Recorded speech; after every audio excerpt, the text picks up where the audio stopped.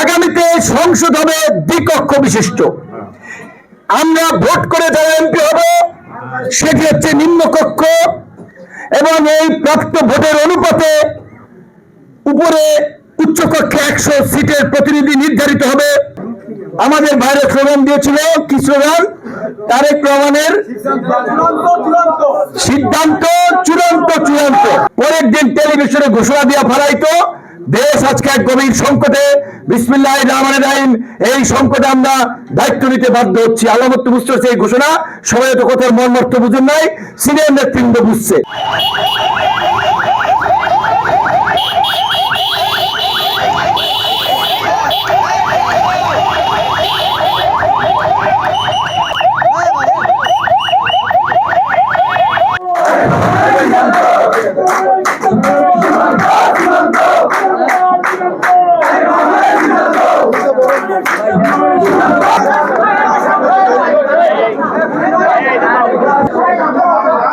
বাংলাদেশ জাতীয়তাবাদী দল বিএনপির পক্ষ থেকে ইতিমধ্যে 300 আসনে আগামী নির্বাচনে যারা ধানের শীষ দিয়ে নির্বাচন করবেন কিংবা বিএনপির আন্দোলন সংগ্রামের মিত্র যেমন জমিয়তে উলামা আছে, তাদেরকে 4টি সিটে খেজুর গাছে ছাড় দেওয়া হয়েছে, তারা নির্বাচন করবেন।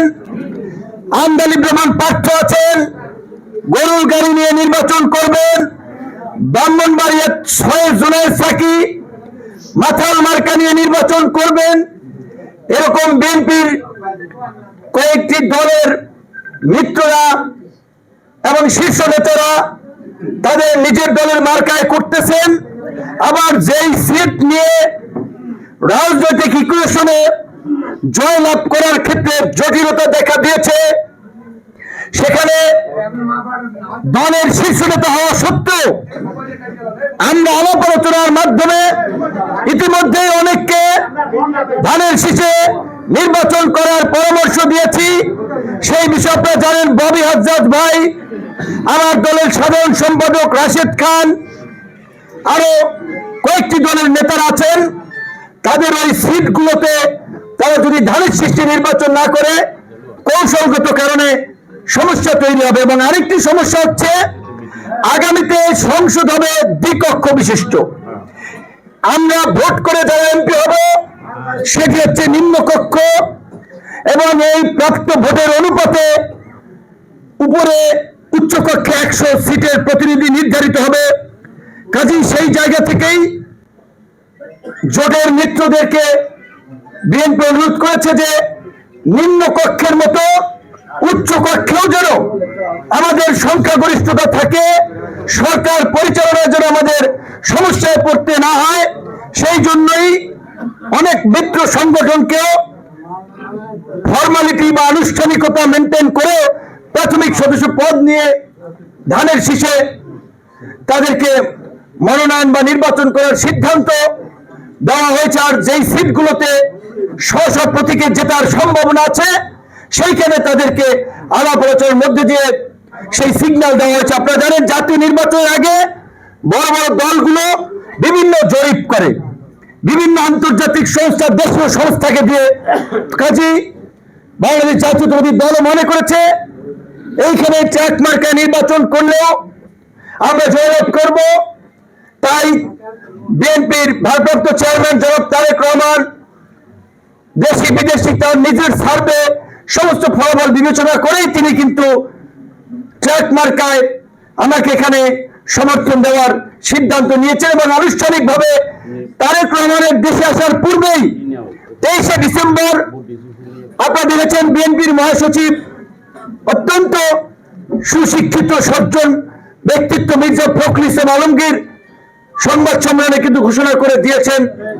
তো কাজী এইখানে যে সমস্ত ভাইরা, তরুণ ভাইরা, আমি এই প্রথম একটি স্লোগান শুনেছি, একটি প্রাণবন্ত স্লোগান। আমাদের ভাইরা স্লোগান দিয়েছিল, কি স্লোগান? তারেক রহমানের সিদ্ধান্ত চূড়ান্ত চূড়ান্ত। আমি আপনাদেরকে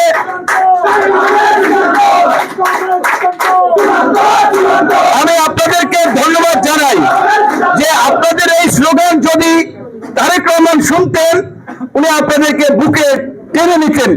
আপনারা প্রত্যন্ত অঞ্চলে থাকেন, যার ফলে মিডিয়া বা বিভিন্নভাবে এই বক্তব্য তার কাছে পৌঁছায় না। আর দীর্ঘদিন তিনি দেশের বাইরে ছিলেন। দেশের বাইরে থেকেও বিএনপির মতো একটি দলকে সুসংগঠিত করেছেন, রাষ্ট্র পরিচালনায় ক্ষমতা গ্রহণের জন্য প্রস্তুত করেছেন।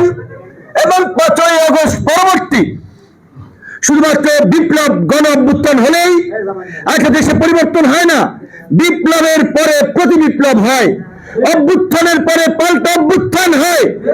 এই 5ই আগস্টের পরে দেশের স্থিতিশীল পরিস্থিতি ধরে রাখার জন্য বিএনপির নেতা ভারপ্রাপ্ত চেয়ারম্যান জনাব তারেক রহমান দূরদৃষ্টির পরিচয় দিয়েছেন।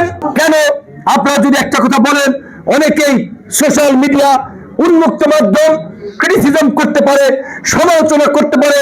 নূর ভাইরা হচ্ছে নতুন ধারার রাজনীতি করবে, 2টো সিটে সমঝোতা করবে না, তাহলে নূর ভাইরা কেন বিএনপির সাথে 2 সিটে গেল? প্রথম কথা হচ্ছে বিএনপির সাথে শুধু 2 সিটে আমরা সমঝোতা হয় নাই। সময় হলে দেখবেন বিএনপি আমাদেরকে কোন জায়গায় কিভাবে মূল্যায়ন করে। আমরা তারেক রহমানকে চিনি, জানি তিনি কথা দিলে কথা রাখেন। কাজী তার সাথে আমাদের কি কমিটমেন্ট হয়েছে এটা তো আমরা পাবলিকলি বলবো না। 1 নম্বর হচ্ছে সেটা। 2 নম্বর কথা হচ্ছে আমরা আন্দোলন সংগ্রাম থেকেই বিএনপির শীর্ষ নেতা থেকে শুরু করে তৃণমূলের সমস্ত নেতা কর্মীদের সাথে একটা আন্তরিক সম্পর্ক, এবং আগামীতে একটা নির্বাচিত সরকার আসলো সেই সরকারকে অস্থিতিশীল করার জন্য ছদ্মবেশে অরাজনৈতিক প্ল্যাটফর্মে নানানভাবে আন্দোলন সংগ্রাম করে দেশকে অস্থিতিশীল করবে, ক্ষমতাকে চ্যালেঞ্জ করবে, আমাদেরকে এগিয়ে যেতে দেবে না, দেশ একটা সংকটের মধ্যে পড়বে। এই যে আপনারা দেখেছেন কিছুদিন আগে আমাদের আন্দোলন সংগ্রামের একজন তরুণ সৈনিক ওসমান হানিকে প্রকাশ্য দিবালোকে গুলি করে হত্যা করেছে, এবং তার হত্যার প্রতিবাদে কিভাবে সারা দেশের মানুষ ফুঁসে উঠেছিল। এবং এই ঘটনাকে কেন্দ্র করে বাংলাদেশের 2টো প্রথম সারির পত্রিকা আন্তর্জাতিক ভাবে যাদেরকে চেনে, ডেইলি স্টার, প্রথম আলো অফিস জ্বালিয়ে পুড়িয়ে দুর্বৃত্তরা বিপদগামীরা ছাই করে দিয়েছে। এই ধরনের ঘটনা যদি ওই দিন আরো চলতো, তারপরে দেখতেন কেউ কেউ পরের দিন টেলিভিশনে ঘোষণা দিয়ে ফেলাইতো দেশ আজকে এক গভীর সংকটে, বিসমিল্লাহির রহমানির রহিম, এই সংকটে আমরা দায়িত্ব নিতে বাধ্য হচ্ছি। আল্লাহ তো বুঝতে পারছে এই ঘোষণা, সবাই তো কথার মর্মার্থ বুঝেন নাই, সিনিয়র নেতৃবৃন্দ বুঝছে। অর্থাৎ তৃতীয় পক্ষের হস্তক্ষেপ কিন্তু শুরু হয়ে যেত। বিএনপির 96 সরকারের শেষ দিকে জেনারেল নাসিম কু করেছিল, বিচারপতি রাষ্ট্রপতি ছিল আব্দুর রহমান বিশ্বাসকে হঠাতে সেই সময় বিএনপির দেশপ্রেমিক অফিসাররা রুখে দিয়েছিল। কাজী দেশে শুধুমাত্র নির্বাচন হলেই যে সংকট কেটে যাবে সেটি নয়। তাই আমরা মনে করি আমরা যারা যুগপৎ আন্দোলন করেছি তাদের দায়িত্ব আমরা আলাপ আলোচনা করে যে 31 দফা রাষ্ট্র সংস্কারের কর্মসূচি দিয়েছিলাম সেটার পূর্ণাঙ্গ বাস্তবায়ন, আগামী 5 বছরে একটি স্থিতিশীল সরকার দেশে প্রতিষ্ঠিত করে দেশের উন্নয়ন, মানুষের নিরাপত্তা এবং বিশ্ব অঙ্গনে বাংলাদেশকে একটি স্থিতিশীল রাষ্ট্র হিসেবে পরিচয় করিয়ে দেওয়া, তুলে ধরা, যাতে আমাদের দেশে বিদেশি বিনিয়োগ আসে, আমাদের দেশকে সবাই নিরাপদ মনে করে। তাই আমরা দেখেছি এই মুহূর্তে বিএনপি ব্যতীত কোন রাজনৈতিক দল ক্ষমতায় এসে এই দেশকে চালাতে পারবে না, দেশকে স্থিতিশীল রাখতে পারবে না।